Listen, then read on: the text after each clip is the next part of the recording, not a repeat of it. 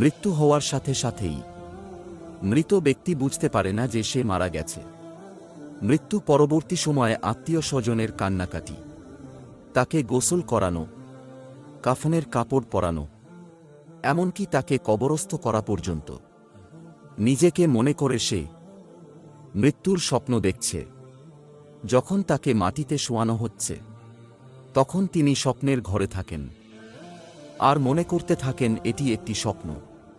তারপর সে চিৎকার করে, কিন্তু তার চিৎকার আর কেউ শুনতে পায় না। পরে যখন সবাই তাকে কবরের অন্ধকারে ফেলে চলে যায় আর সে মাটির নিচে একা হয়ে যায়, তখন আল্লাহ তাআলা তার প্রাণ ফিরিয়ে দেন। সে চোখ খুলে তার খারাপ স্বপ্ন থেকে জেগে ওঠে।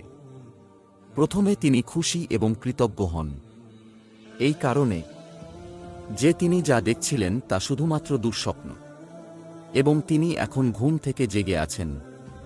তারপর সে তার দেহটি স্পর্শ করতে শুরু করে, যাকে বলে একটি সাদা কাপড়ে জড়িয়ে রাখা হয়েছে। তখন সে অবাক হয়ে বলতে থাকে, আমার শার্ট কোথায়, আমার প্যান্ট কোথায়? এবং সে আরও অবাক হয়ে বলতে থাকে, আমি কোথায়, এই জায়গাটি কোথায়? সব জায়গায় ময়লা মাটির গন্ধ কেন? আমি এখানে কি করছি? অতঃপর সে বুঝতে শুরু করে তিনি যে অভিজ্ঞতা নিচ্ছেন তা স্বপ্ন নয়, এবং সে আরও বুঝতে পারে যে সে মারা গেছেন। তারপরেও তিনি যতটা সম্ভব উচ্চস্বরে চিৎকার শুরু করে এবং তার স্বজন আত্মীয়দের ডাকতে থাকেন, যারা তার উপকারে আসতে পারে, কিন্তু তাকে উত্তর দেয় না। অতঃপর সে মনে করে যে এই মুহূর্তে কেমন মাত্র আশা মহান আল্লাহ তাআলার কাছে, আল্লাহর কাছে ক্ষমা প্রার্থনা করার সময় সে কেঁদেও মিনতি করে বলতে থাকেন, হে আল্লাহ, আমাকে ক্ষমা করুন, আমাকে ক্ষমা করুন। তিনি একটি অবিশ্বাস্য ভয় নিয়ে চিৎকার করে, যা তার জীবনে কখনো অনুভব করে নাই।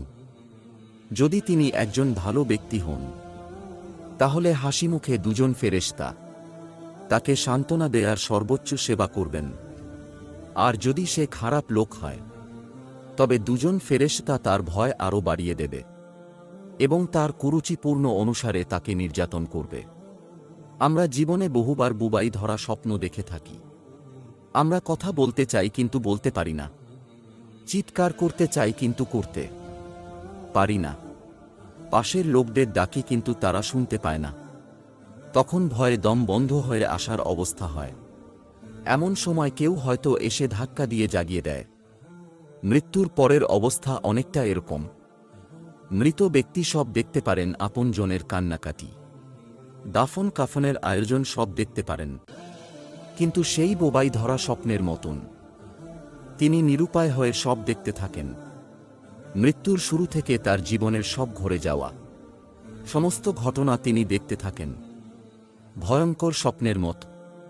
হে আল্লাহ, আমার সকল গুনাহ এবং আমার মা বাপ ভাই বোন, আমার পরিবার বন্ধুবান্ধব, ওদের তুমি সকল গুনাহ মাফ করুন।